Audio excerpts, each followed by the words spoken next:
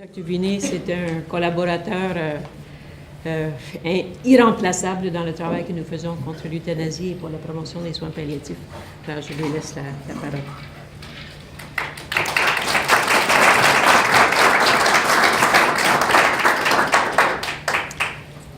Merci beaucoup. Dans l'heure qui va suivre, je voudrais faire un survol d'introduction de la médecine palliative comme une nouvelle responsabilité, un nouveau devoir dans notre société. Pourquoi? Rendre confortable en fin de vie, ça n'est pas négociable. Nous avons tous le droit, en fin de vie, de trouver une situation qui est une situation de confort. Cette fin de vie, c'est un moment précieux.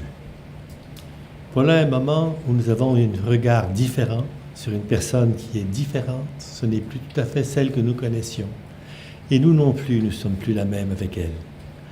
Et au cours de cette fin de vie, nous avons des choses à échanger avec elle. Je vous parlerai un peu de ça à la conférence de cet après-midi. Je pense qu'il y a des expériences dans notre humanité que l'on ne fait qu'en fin de vie, ou tout au moins avec des gens qui sont en fin de vie. On découvre quelque chose de nous-mêmes, en même temps qu'on découvre quelque chose de l'autre. Et cette découverte, elle est précieuse. Et pour que cette période-là soit une période riche, il faut que le malade soit confortable. S'il n'est pas confortable, il tire le drap sur sa tête et il s'enfuit dans son lit.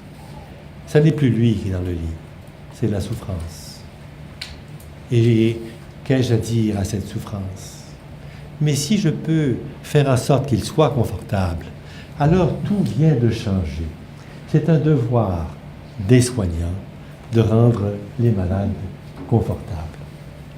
Si votre maman ne va pas bien, que vous l'amenez à l'hôpital et qu'elle est souffrante, vous n'êtes pas un docteur. Vous ne savez pas quoi faire avec ça. Vous faites un contrat avec les soignants, vous leur confiez maman. Et vous voulez que maman aille mieux et que 4 heures après, sa douleur soit contrôlée. Et puis si 4 heures après, elle ne va pas mieux puis elle n'est pas contrôlée, vous allez devenir en colère. Avec raison. Parce qu'il y a une espèce de rupture d'un lien de confiance. On a confié maman, puis vous n'avez rien fait un instant. Et la prochaine fois, ce ne sera pas comme ça. Qu'est-ce que ça va être la prochaine fois? Bien, la prochaine fois, on va demander l'aide médicale à mourir. Parce que là, on sait que dans 10 minutes, il n'y a plus rien qui se passe, puis il n'y a plus de douleur. Il y a donc un devoir d'offrir des soins qui soient des soins de confort réussis. Puis les soins de confort réussis, ça demande des gens qui ont une formation suffisante en soins palliatifs. Donc, pas seulement des soins palliatifs parce qu'ils sont donnés 24 heures avant la mort, des soins palliatifs parce qu'ils sont donnés par des gens qui ont une connaissance de médecine palliative. Ce n'est pas notre cas toujours. Parlons un peu de douleur. Eh bien, voyez-vous, la douleur est une réalité normale. Vous et moi, dans cette salle, nous avons tous du mal en ce moment. Pourtant, moi, je ne ressens aucune douleur, et peut-être que vous non plus. Mais vous en avez. Pourquoi vous en avez? Parce que la douleur est médiée... Je ne peux pas bouger. Parce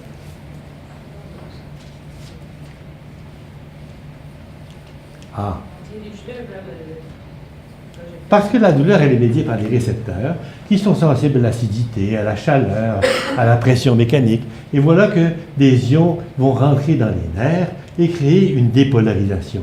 Des récepteurs qui sont aussi sensibles à toutes sortes de produits, comme la bradykinin, comme etc. Je vous fais grâce de toute la liste.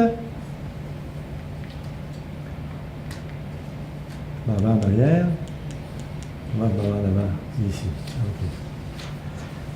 Okay. Et dans tous les cas, c'est la même chose. Il y a un ion qui rentre là, il y a une dépolarisation, il y a une excitation dans le nerf, et cette excitation dans le nerf fait une petite étoile rouge qui court dans le nerf, et qui va arriver à la fin de ce nerf-là, et qui, avant d'arriver au cerveau, qui est au bout de ce nerf-là, doit passer un espace. Alors, si j'ai du mal, eh bien, ce mal me fait plip, plip, plip, plip, plip, plip, petites étoiles rouges, et puis ici, il faut que ça fasse plip, plip, plip, plip, plip à la même vitesse pour que mon cerveau sache la quantité de douleur que j'ai. Qu'est-ce qui va se passer entre les deux? Bien, cette cellule-là va parler à cette cellule-là avec une pluie de petites billes jaunes. Et cette pluie de petites billes jaunes, c'est elle qui va reproduire la douleur dans l'autre nerf. Alors voici ici les billes jaunes qui sont ici noires, c'est du glutamate. sont libérés dans l'espace, trouvent un récepteur, glutamat 30 avec un sodium, et voilà que nous avons maintenant une petite étoile rouge dans le nouveau nerf. Et autant d'étoiles rouges qu'il va rentrer de sodium avec, ici par le récepteur. Cette réalité-là, la pluie de glutamate que l'on va retrouver ici, elle est réglée par les opiacés ou les opioïdes. Ce réglage-là fait que si j'ai une influence importante ici d'opiacés, au lieu d'avoir un nombre égal de petites billes que d'étoiles rouges, j'ai maintenant une petite bille pour 4 étoiles rouges, et donc le cerveau va 4 fois moins de douleur. Okay? C'est comme ça que fonctionnent globalement les opiacés. C'est plus complexe que je viens de vous dire. Voyez-vous ici tous les petits ronds et tous les petits carrés qui viennent influencer ça, modulation de différentes façons, et ici nous ne sommes intéressés qu'à la modulation par la morphine ou les endorphines. Alors, je vous dis que j'ai du mal. Ben oui, voilà ma main. Mon cerveau, il entend ma main. Il entend la douleur de ma main. Parce qu'il y a plein de nerfs de la douleur, parce que c'est tellement utile une main que c'est très énervé. Et il entend ceci. Pip, pip, pip, pip, pip, pip, pip, pip, pip, pip, pip. Mais je n'ai pas mal, parce qu'il a produit assez d'endorphines pour arrêter toute douleur. Je prends cette main et je la bouge. Il y a plus de douleur parce qu'il y a plus de mouvement. Mon cerveau fait plus d'endorphines, je n'ai pas mal. Tu marches sur mon doigt, là le cerveau est plus capable de faire l'endorphine qu'il faut, et tu retires rapidement ton doigt du poil trop chaud. Là, tu as un débalancement entre la suppression de douleur et la production de douleur. Alors, vous et moi, nous sommes des êtres qui ont du mal parfaitement supprimé. Et c'est pour ça que nous ne sentons pas la douleur. Mais nous sommes des êtres qui avons de la douleur. Et pourquoi le supprimer? Parce que nous avons une morphine endogène qu'on appelle les endorphines. Cette morphine endogène est faite par notre cerveau et elle vient arrêter notre expérience de la douleur. Et cette endorphine-là est très importante pour nous. C'est un acide aminé, un petit trait d'acide aminé qui fait comme une protéine. Et il y a plusieurs sortes d'endorphines. Les endorphines qui nous rendent euphoriques, les endorphines qui sont tranquillisantes, les endorphines qui enlèvent la douleur. C'est donc, oui, un système assez complexe. Et chacune de ces endorphines trouve un récepteur qui est le même récepteur que la morphine pour rentrer dedans. Et vous voyez que cette configuration-là est la même que cette configuration-là. En d'autres termes, la morphine agit sur le même récepteur que les endorphines. Et c'est pour ça qu'on l'a appelé endorphine, parce qu'on a trouvé les endorphines bien après la morphine. Mais comme c'était les mêmes récepteurs, on a utilisé un mot semblable. Cette endorphine-là fait que je n'ai pas de mal aujourd'hui. Ah, bonne nouvelle! Est-ce que je peux en avoir? Qu'est-ce qu'elle va faire? Eh bien, elle va d'abord régler la douleur. Elle va régler la respiration. Et nous verrons que la morphine, ça règle la douleur, puis ça règle la respiration. Parce que c'est les mêmes effets. Ça a des réponses au stress, ça change notre appétit, etc. Ça a même un petit effet antidépresseur. Si le système de détection de douleur fonctionne bien, eh bien, normalement, je n'ai pas de douleur parce que mes endorphines l'ont enlevé. Est-ce que je peux en avoir plus des endorphines? Mais oui. Comment je peux faire ça? Je cours tous les matins. Si je cours tous les matins, mon niveau d'endorphine se met à monter. À 11h l'après-midi, en faisant ma course, je marche sur un caillou, j'ai mal aux pieds, ça ne fait pas grand-chose, je retourne chez moi. À 3h, le pied me fait mal.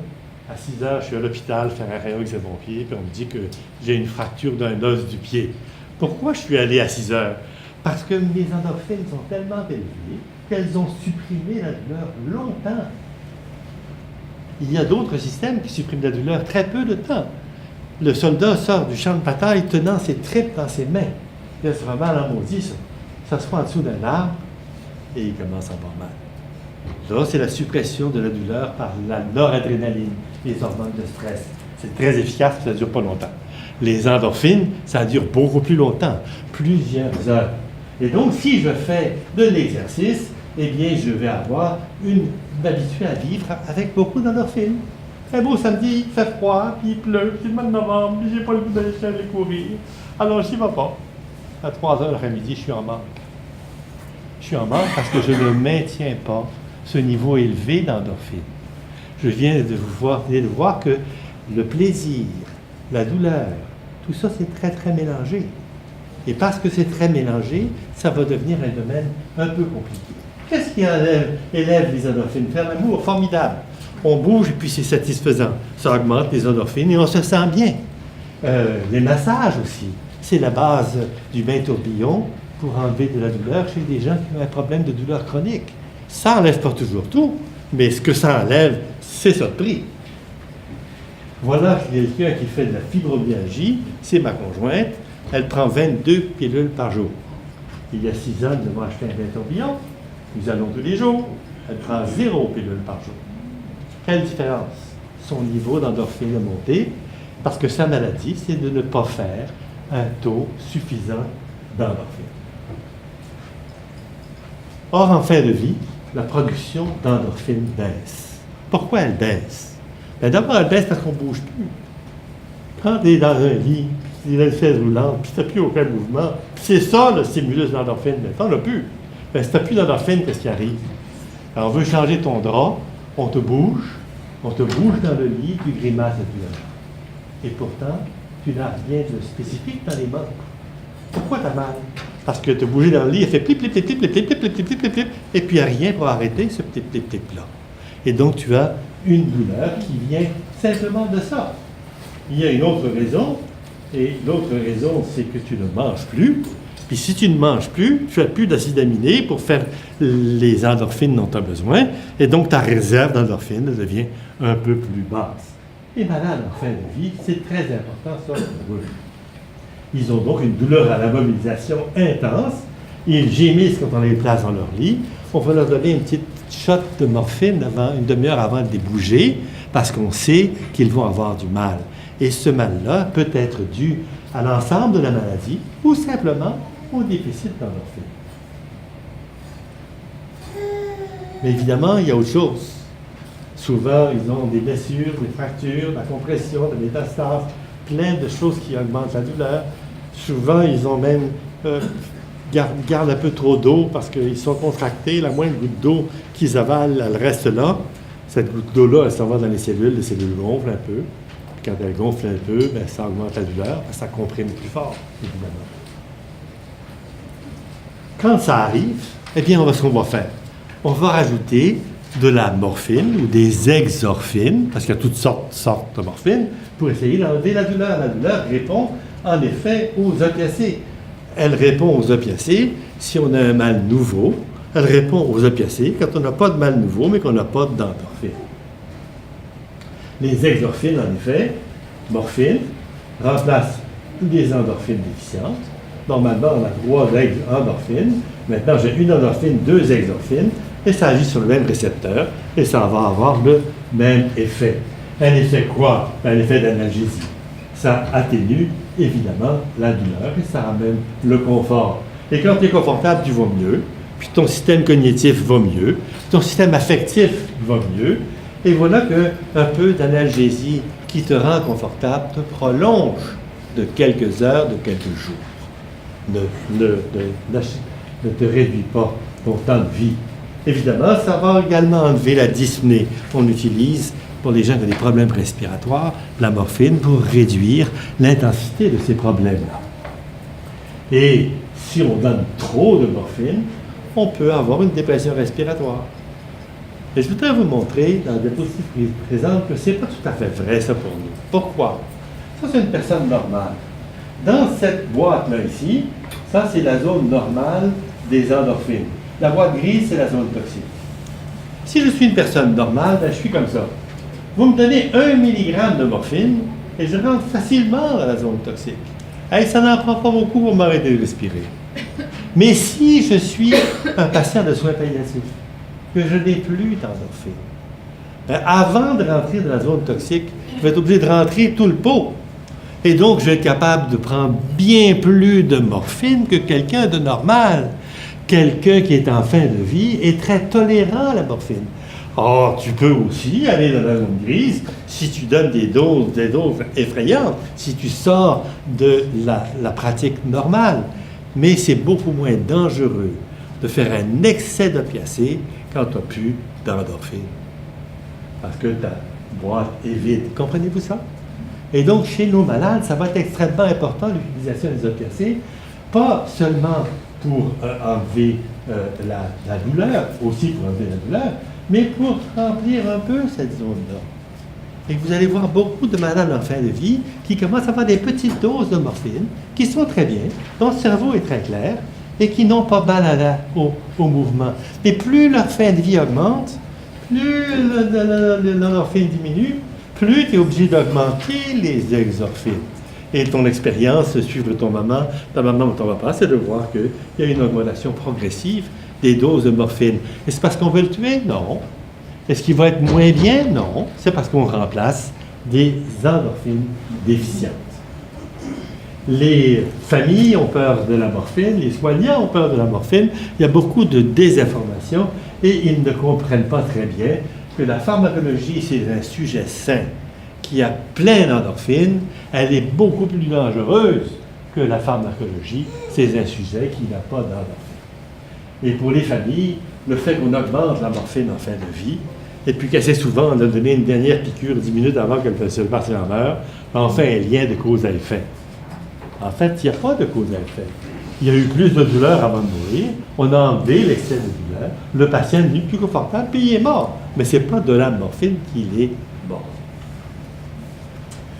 C'est vrai que la douleur augmente en fin de vie. Et elle augmente parce qu'il n'y a plus de mouvement, parce qu'il n'y a plus d'endorphine, parce que les lésions sont plus grandes, etc., etc. Et vous voyez que quand on regarde des études, on voit que les gens qui rentrent prennent moins de morphine que les gens qui meurent qu'à leur décès. Il y a eu une augmentation des doses de morphine, et cette augmentation n'est pas synchrone avec un excès.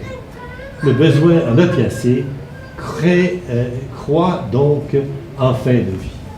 La morphine, la dose appropriée, ne donne pas et ne hâte pas la mort du tout. Du tout. Je pourrais vous montrer des études où on donne plus de morphine à un groupe qu'à l'autre, et le groupe qui en reçoit plus, parce qu'il y a un docteur de soins passés dans le dossier, il vit plus longtemps, presque 2 mois plus longtemps. Tellement journal, New England Journal of Medicine. Excellent journal, excellente évidence.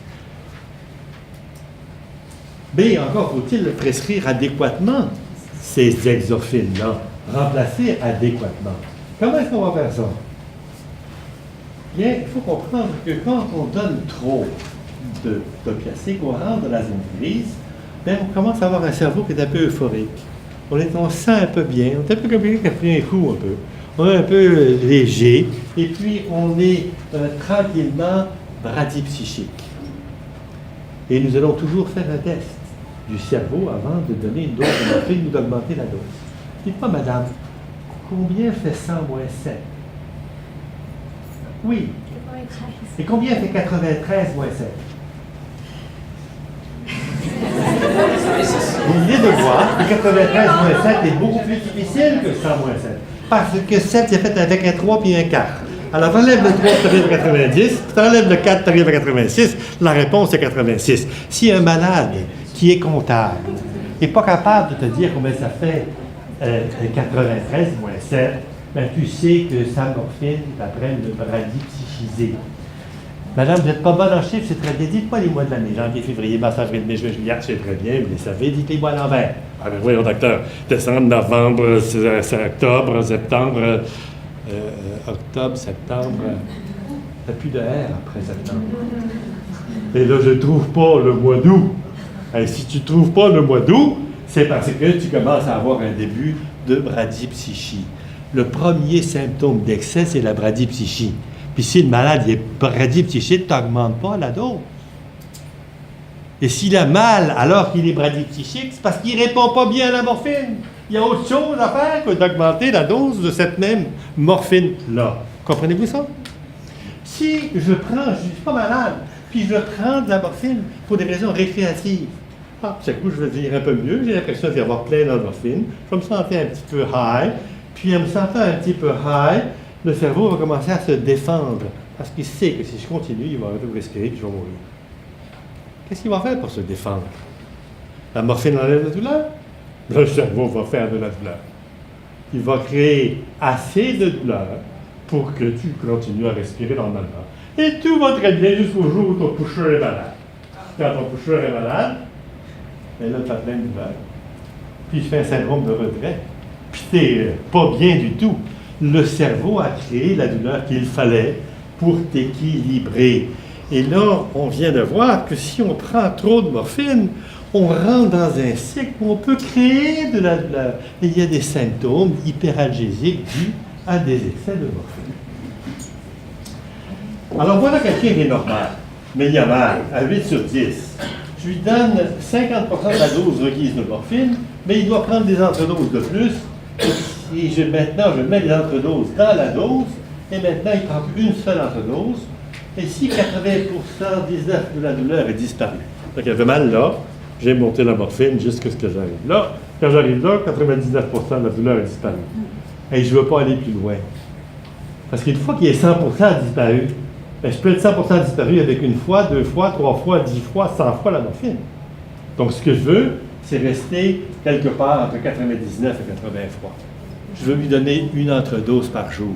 Je veux m'assurer qu'il reste un peu de douleur. Pas assez pour que sa vie soit insupportable, mais assez pour que je sois qu'il est là, que son cerveau est là. Si je continue à lui en donner, ben c'est là que je ne sais plus compter les mois à l'envers. Si je continue, il commence à avoir des hallucinations, puis il commence à avoir des petits mouvements brutals des membres, puis il fait des myoclonies, puis quelque part il dit, savez-vous, docteur, la nuit, j'ai l'impression que quelqu'un vient me toucher. Ben, personne ne vient me toucher, mais il y a des hallucinations tactiles. Et moi, j'ai vu ça surtout avec des excès d'opiacés. J'ai jamais vu ça ailleurs. Les neurologues ont vu ça ailleurs, mais moi, j'ai jamais vu ça ailleurs. Et là, quand tu commences à voir ça, ben, tu sais qu'il y a un problème. Puis il se bouge la main comme ça. C'est comme si le cerveau ne se rappelait pas où est la main. Il dort tellement qu'il dit « Hey, quelle est ma main gauche? » Et pour se rappeler où elle est, clong, il avait bougé.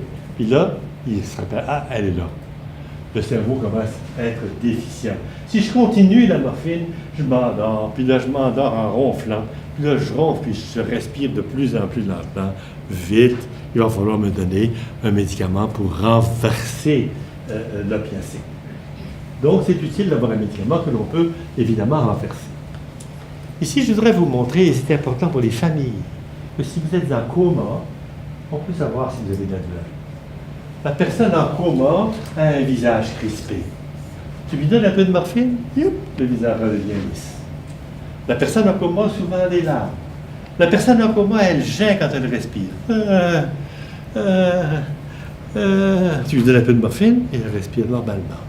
Puis 4 heures après, quand il n'y a plus de morphine qui est là, c'est clair que c'était de la douleur. Quand il est en coma et qu'il a mal, il est raide comme une barre. Tu essaies de monter la main, tout le bras monte. La raideur est un signe important de douleur en fin de vie.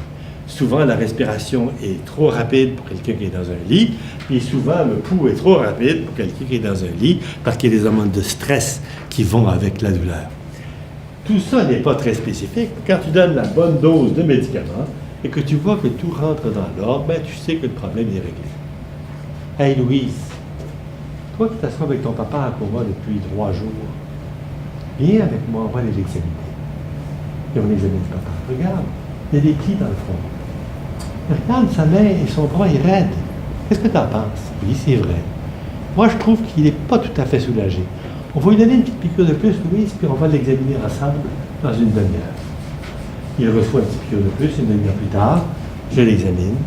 Le visage est souple, les bras sont souples, le visage est serein. Tu vois, Louise, toi qui es avec lui toute l'après-midi, examine-le de temps en temps.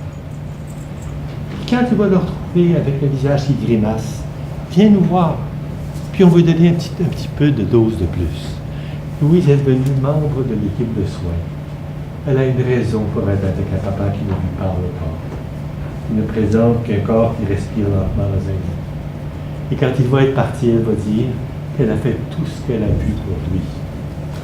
Et vous l'avez aidé en l'impliquant dans l'examen de papa, à trouver une raison d'être avec quelqu'un qui est en coma. C'est tellement différent. On est tellement habitué à parler, à écouter, à échanger. Être devant quelqu'un qui ne bouge pas, c'est un problème. Je m'excuse. Je vais essayer de... Oui, je vais essayer de... Merci. Donc, Louise est beaucoup mieux parce qu'elle est devenue membre de l'équipe de soins. Ça, cette évidence-là, les familles doivent le savoir. Ils pensent qu'on ne sait pas s'il y a du mal. Mais en fait, il n'y en a pas quand il n'y en a pas. Combien de bébés? Le dosage qu'il faut. Moi, j'ai eu des gens qui avaient 1 gramme de morphine par jour et qui conduisaient leur voiture. Puis j'ai eu des gens qui avaient 30 mg de morphine par jour et étaient complètement déconnectés. Ce qu'il faut, c'est la bonne dose, donc titrer le malade. Vous regardez dans les diapositives comment prescrire les opiacés. Cette diapositive, elle est là pour vous donner un guide de sang. Et on passe d'un opiacé à un autre, parce qu'on sait que les opiacés n'ont pas la même puissance. Le Dilaudid, par exemple, c'est 5 fois plus puissant que la morphine. Et on administre comment? Ben, en toute fin de vie, on administre par injection sous-cutanée. Parce qu'on ne sait jamais par la bouche combien est absorbé. On ne sait jamais combien a descendu vraiment dans le tube digestif. Puis surtout quand on utilise des longues actions, on ne sait jamais combien de longues actions a été utilisée. Mais si vous le donnez par voie sous-cutanée, vous donnez une petite piqûre à toutes les 4 heures, vous avez injecté en dessous de la peau le médicament, tu sais exactement combien le malade en a eu. Et ça, en fin de vie, quand le malade est incapable vraiment de te parler, ça devient extrêmement important. Attention, quand on donne des médicaments comme de la morphine, donc on élève le taux d'opiacé dans le sang. Puis au bout du temps, ça commence à disparaître. Puis au bout de 4 heures, on est rendu quasiment à 0. Puis 4 heures et 5 minutes, on est à un chouïa de 0. Quand on donne des quantités minuscules d'opiacés, on crée de la douleur. Et donc voilà que le malade qui a reçu sa piqûre, eh bien quand il est après 4 heures, il y a un moment, il y a un rebond de douleur. Il est plus souffrant encore qu'il était avant les opiacés. Et donc quand on donne des injections sous-cutanées, il faut être précis. Il faut le donner aux 4 heures. Ben, j'ai bonne nouvelle pour vous, mais je ne connais pas une salle d'urgence au Québec où on est sûr qu'une infirmière peut être là aux 4 heures. C'est impossible. Si bien que moi, je vais mettre une perfusion, je vais mettre un peu d'opiacé dans une perfusion, puis je vais faire une perfusion sous-cutanée avec une petite pompe qui va m'assurer que sur 24 heures, le malade a une disponibilité de sa médication. Voilà par exemple 100 ml de NaCl, je le pompe à 4 ml par minute, c'est-à-dire 96 ml en 24 heures. Les 4 ml qui manquent sont dans ma tubulure. Puis pendant 24 heures, sa dose de 15 mg de morphine, c'est-à-dire 3 mg de Dilaudid, va être reçue constamment. Et puis, je vais ajouter un peu d'aldol comme antiémétique parce que c'est quand on commence de la morphine dans le mal au cœur. Et ça, ce malade-là, même si l'infirmière n'a pas le temps de le voir aussi souvent qu'elle devrait, il faut être confortable. Et donc, il faut penser qu'en fin de vie, c'est une considération importante. Quelquefois, on met du Nosinor, on met du Versed, on met d'autres médicaments pour traiter l'angoisse, pour traiter le délirium ou d'autres réalités de la même façon, et c'est évidemment extrêmement utile. Mais on n'utilise pas de patch. Pourquoi on n'utilise pas le patch? Ben, le patch, c'est un médicament, une sorte de morphine très puissante, on appelle le fentanyl. Ça tue très bien les gens en bonne santé. Il suffit qu'il touche un peu, et là, c'est tellement puissant que le Canada vit un grand nombre de décès par ces médicaments-là. Pourquoi on n'utilise pas le patch? Bien, tout simplement parce que le patch, il envoie un médicament à travers le pot, sous la peau. Puis quand le médicament arrive sous la peau, il se concentre dans le tissu adipeux qui est jaune ici. Alors, le médicament descend là, la concentration du médicament monte là. Quand la concentration ici est la même que là, il n'y a plus de transfert net. Et maintenant, le sang, et en particulier l'albumine du sang, vient chercher le fentanyl et l'envoie dans la périphérie. C'est très bien ça, mais si vous êtes en train de mourir, que ça fait longtemps que vous êtes malade, vous n'avez plus de graisse. Puis si vous n'avez plus de graisse, vous n'avez plus de chambre. Puis si vous n'avez plus de chambre, le fentanyl, il ne passe pas. En fin de vie, on enlève les timbres. Pas de timbre dans la dernière semaine de vie, parce qu'on ne peut pas savoir combien le malade reçoit. Et j'ai vu plein de gens avec 10 timbres dans le dos, mal soulagés, et qui se répondent très bien des petites doses de morphine sous-cutanée. C'est comme s'ils n'avaient rien dans le dos. Ce n'est pas un cours de soins palliatifs, mais c'est une attention. La fin de vie, c'est pas tout à fait pareil que les gens qui ne sont pas en fin de vie. On cesse donc les peindre et on passe en substanné dans les derniers jours de vie. Nous avons vu que la douleur a fait ploup, ploup, ploup, ploup, ploup, puis il y a des glutamates qui sont arrivés ici, ploup, ploup, ploup, ploup, ploup, puis l'excitation qui va au cerveau, ploup, ploup, ploup, ploup, ploup. Puis nous avons vu qu'on pouvait changer cela avec un opiacé. Si cette activité dure longtemps, eh bien, il y a d'autres récepteurs, dont celui-ci, le NMDA, qui devient modifié. Il perd un petit bouchon, et puis là, le sodium peut rentrer directement. Ici, le sodium, il rentre avec du glutamate, mais ici, il rentre directement. Ici, il y aura autant de sodium que les opiacés voudront bien, mais ici, les opiacés n'ont rien à faire. Voilà que le noyau devient extrêmement émotif. À la moindre chose, il se met à trembler et faire de la douleur. C'est tellement vrai que je lui touche la main et le main, ça lui fait mal. Moi, ça me fait pas mal. Pourquoi ça lui fait mal? Parce que lui, son noyau est tellement devenu excitable que maintenant, tout lui fait mal. Et ça devient un problème parce que dans le fond, n'importe quelle douleur soutenue peut amener ça. Et c'est pour ça que l'on va donner plein de médicaments importants, pas plein, mais un certain nombre de médicaments avec les opiacés. Parce qu'il y a un élément de douleur neuropathique à peu près tout le temps, des fois un tout petit peu, des fois beaucoup, des fois de façon très importante. C'est une douleur qui devient instable, avec des pics douloureux à toutes les secondes, des minutes, des heures. Il a maintenant une douleur à la peau jusqu'à quand il touche la peau, et cette douleur de la peau montre que le noyau NMDA est devenu super sensible. Qu'est-ce qui va faire ça, cette instabilité? Eh bien, c'est parce que le noyau est maintenant sensible, mais en plus, parce que le neurone est devenu beaucoup plus grand. Le neurone, qui était petit, est devenu un grand neurone. Quand j'ai vu le malade la première fois, il avait mal quand il touchait le cou et l'épaule. Maintenant, il a mal quand il touche le cou, l'épaule et la main. Parce que le neurone couvre 5 ou 6 dermatomes et non plus 1 ou 2. Et ça, c'est le résultat de la maladie. Or, cette douleur-là est peu sensible aux opiacés. On comprend bien, ça ne répond pas au glutamate, ce n'est pas le glutamate. Et donc, si c'est peu sensible aux opiacés, on va devoir donner autre chose. Le monsieur qui a des signes de toxicité aux opiacés et qui a quand même mal, nous pose un problème. S'il y a une toxicité aux opiacés et qu'il a mal, il ne devrait plus avoir mal. Alors, ou bien cet opiacé-là ne marche plus, ou il y a une douleur qui est opiacée indépendante. Et cette douleur arrive et nous allons utiliser pour cela d'autres médicaments. On voit ça quand la douleur locale est prolongée, quand le nerf est atteint ou quand on a un excès chronique d'opiacés. Voilà ici que le sodium rentre, l'excitation devient formidable, il y a plein de changements métaboliques dans la cellule et elle se met à trembler au moins souffle d'air. Et ce noyau de NMDA, il est présenté ici. Normalement, il y a un bouchon de magnésium. Son bouchon de magnésium, il vient dans ce petit trou-là. Magnesium binding site. Puis ce qui est parti, le bouchon de magnésium, maintenant le sodium et le calcium peuvent rentrer directement. Et heureusement, on peut mettre ici un petit bouchon de kétamine ou un petit bouchon de méthadone qui va rétablir un noyau normal, artificiellement.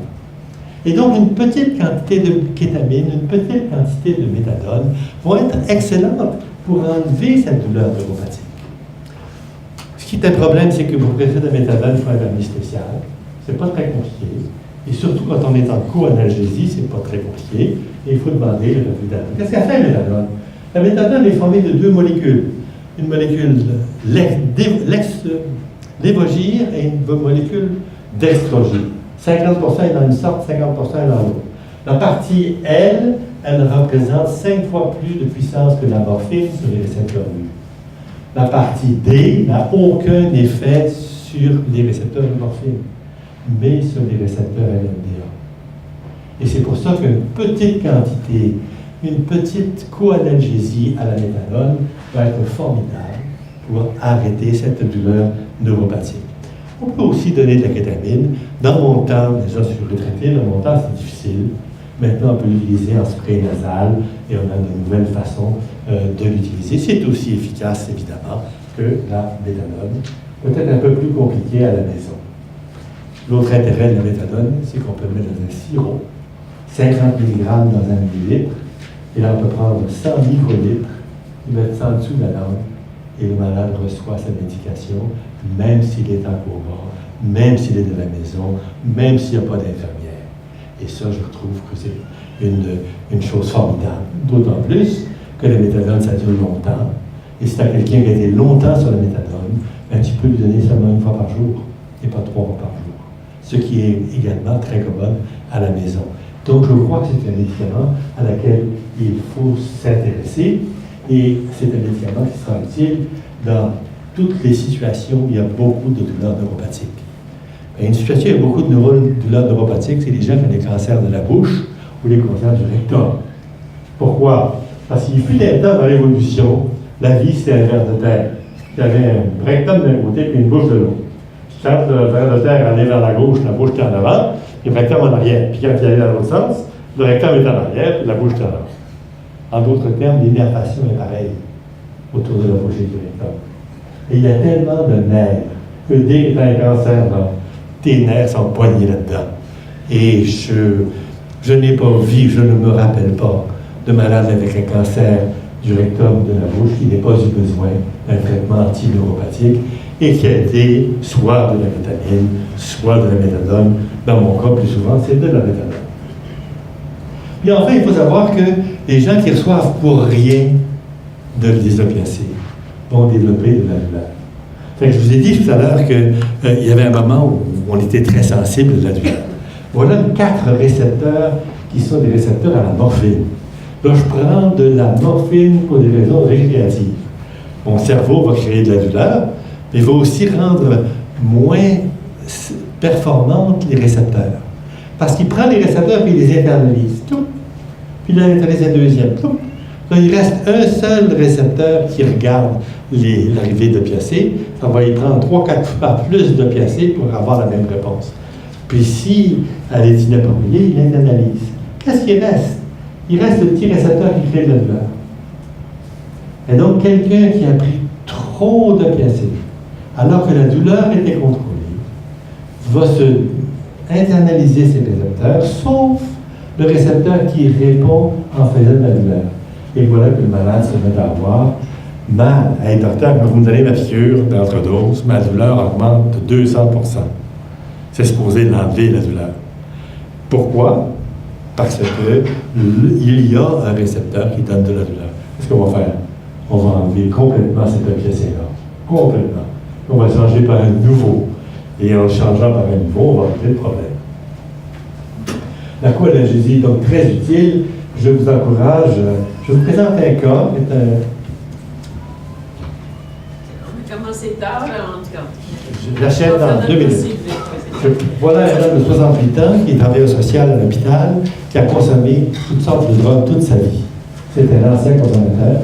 Il a un néo-pulmonaire, il a une douleur épouvantable à son épaule, il a une douleur intense quand il bouge, quand il tousse, il est incapable de monter le bras en l'air, une allodynie importante, il a une compression par la tumeur dans sa colonne cervicale, il a eu toute la radiothérapie possible, et puis il prend de l'hydromorphone, il prend 100 mg par jour d'équivalent morphine.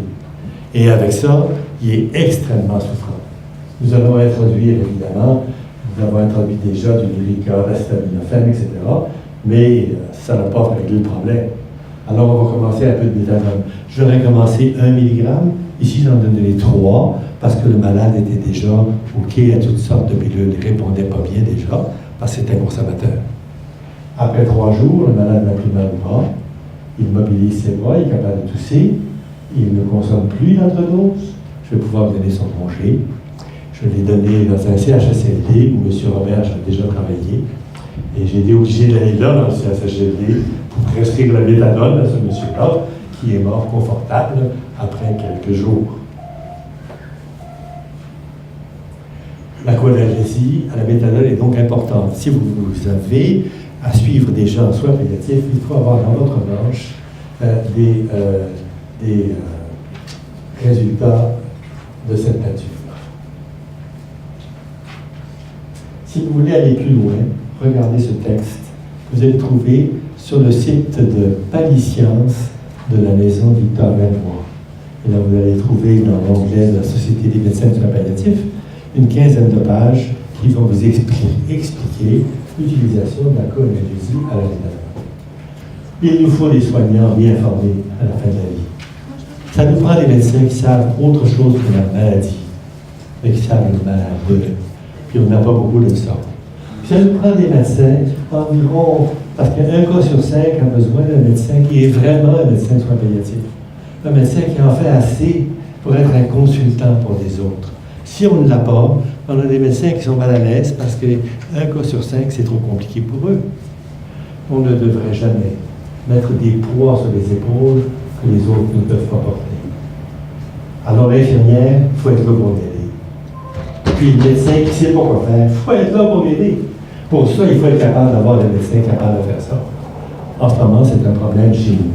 Il faut ces consultants-là si on veut aller plus loin. Merci.